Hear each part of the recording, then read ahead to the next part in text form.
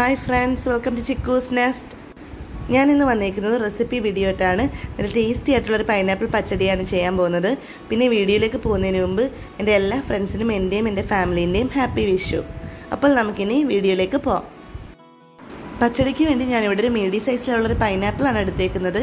ഇനി നമുക്കതിൻ്റെ സ്കിന്നൊക്കെ ഒന്ന് കട്ട് ചെയ്ത് മാറ്റാം.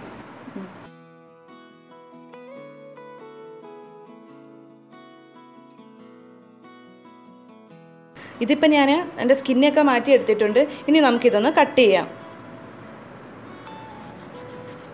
ഇതിന് നമുക്ക് ചെറിയ പീസസ് ആയിട്ടൊന്ന് കട്ട് ചെയ്തെടുക്കാം. ഞാനിതിപ്പോൾ ചെറിയ പീസസ് ആയിട്ട് കട്ട് ചെയ്തെടുത്തിട്ടുണ്ട്. ഇനി നമുക്കിതൊന്ന് വേവിച്ചെടുക്കണം. ഞാനൊരു പാത്രം വെച്ചിട്ടുണ്ട്. അതിലേക്ക് അരിഞ്ഞ് വെച്ചേക്കുന്ന പൈനാപ്പിൾ ചേർത്ത് കൊടുക്കാം.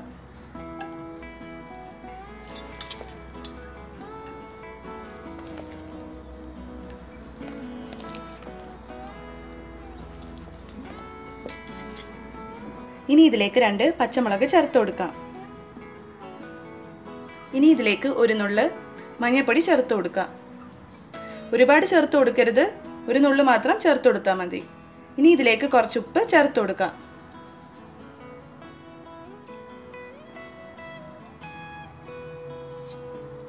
ഇനി ഇതിലേക്ക് ആവശ്യത്തിനുള്ള വെള്ളം ചേർത്തിട്ട് നന്നായിട്ടൊന്ന് വേവിച്ചെടുക്കാം.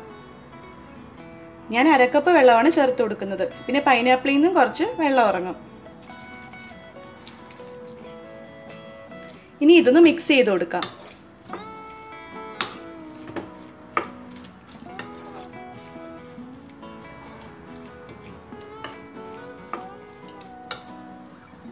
ഇനി നമുക്ക് ഫ്ലെയിം ഓൺ ചെയ്ത് കൊടുക്കാം. മീഡിയം ഫ്ലെയിമിൽ ഇട്ട് കൊടുക്കാം.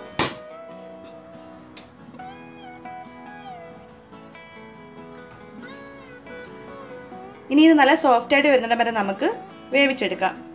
ആ സമയം കൊണ്ട് നമുക്ക് ഇതിലേക്കുള്ള തേങ്ങയുടെ അരപ്പൊന്ന് അരച്ചെടുക്കാം. അരപ്പ് അരച്ചെടുക്കാൻ വേണ്ടിയിട്ട് മിക്സി എടുത്തിട്ടുണ്ട്.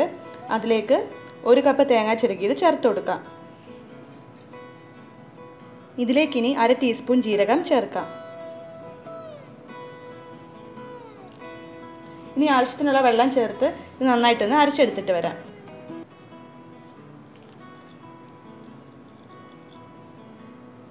ഇത് ഞാൻ അരച്ചെടുത്തിട്ടുണ്ട്.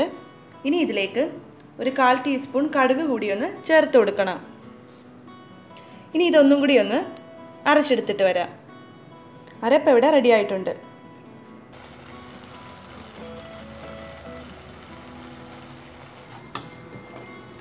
പൈനാപ്പിൾ നന്നായിട്ട് വെന്ത് വന്നിട്ടുണ്ട്. അതിലുള്ള വെള്ളമൊക്കെ വറ്റി വന്നിട്ടുണ്ട്. ഇനി നമുക്ക് നേരത്തെ അരച്ചു വെച്ചേക്കുന്ന ആ തേങ്ങയുടെ അരപ്പ് ഇതിലേക്ക് ചേർത്ത് കൊടുക്കാം. ഇതിലേക്ക് കുറച്ച് വെള്ളം ചേർത്തിട്ട് അതും കൂടി ഒന്ന് ചേർത്ത് കൊടുക്കാം. ഇനി ഇത് നന്നായിട്ടൊന്ന് മിക്സ് ചെയ്ത് കൊടുക്കാം.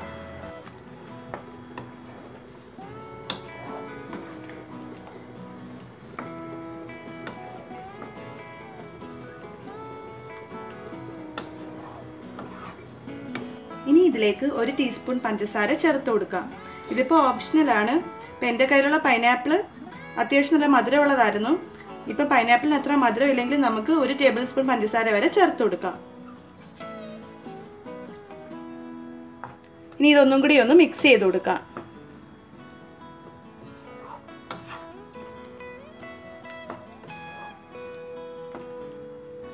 ഇനി നമുക്ക് ലോ ഫ്ലെയിമിലിട്ട് ഇത് 3-4 മിനിറ്റ് ഒന്ന് വേവിച്ചെടുക്കാം. ആ തേങ്ങയുടെ അരപ്പൊന്ന് വെന്ത് വരണം.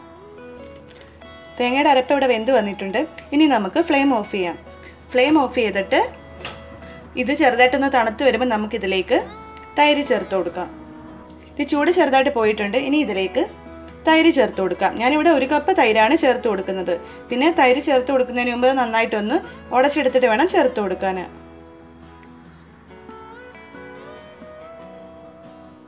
ഇനി ഇതെല്ലാം കൂടി ഒന്ന് മിക്സ് ചെയ്ത് കൊടുക്കാം.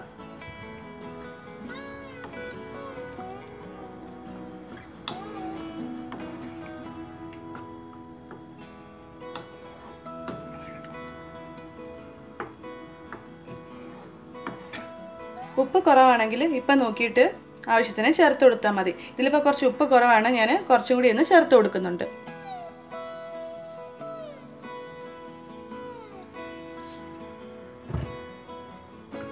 ഇനി വീണ്ടും ഒന്ന് മിക്സ് ചെയ്ത് കൊടുക്കാം.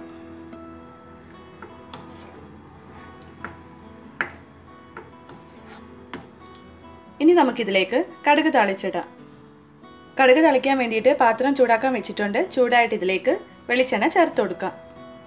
പാത്രം ചൂടായിട്ടുണ്ട്. ഇനി ഇതിലേക്ക് 2 ടേബിൾ സ്പൂൺ വെളിച്ചെണ്ണ ചേർത്ത് കൊടുക്കാം.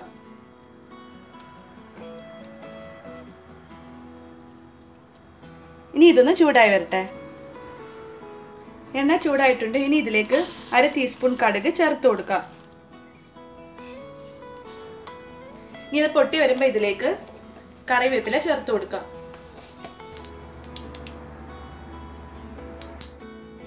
ഇനി ഇതിലേക്ക് കറിവേപ്പില ചേർത്ത് കൊടുക്കാം.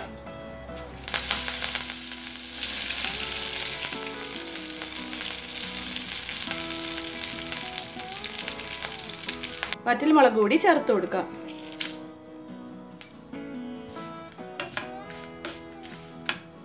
ഇനി മിക്സ് ചെയ്തിട്ട് നമുക്കിത് പച്ചടിയിലേക്ക് ചേർത്ത് കൊടുക്കാം.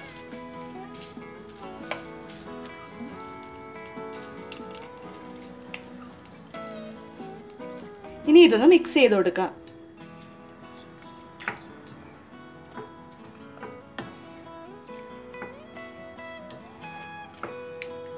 ഇനി ഇത് നമുക്കൊരു സെർവിംഗ് ബൗളിലേക്ക് മാറ്റാം. വീഡിയോ ഇഷ്ടമായെങ്കിൽ എല്ലാവരും ലൈക്കും കമൻറ്റും ഒന്നും ചെയ്യാൻ മറക്കല്ലേ. ചാനൽ സബ്സ്ക്രൈബ് ചെയ്യാത്ത ഫ്രണ്ട്സ് ചാനൽ സബ്സ്ക്രൈബ് ചെയ്തുകൊണ്ട് സപ്പോർട്ട് ചെയ്യുക. അപ്പോൾ നമുക്ക് മറ്റൊരു നല്ല വീഡിയോ ആയിട്ട് വീണ്ടും കാണാം.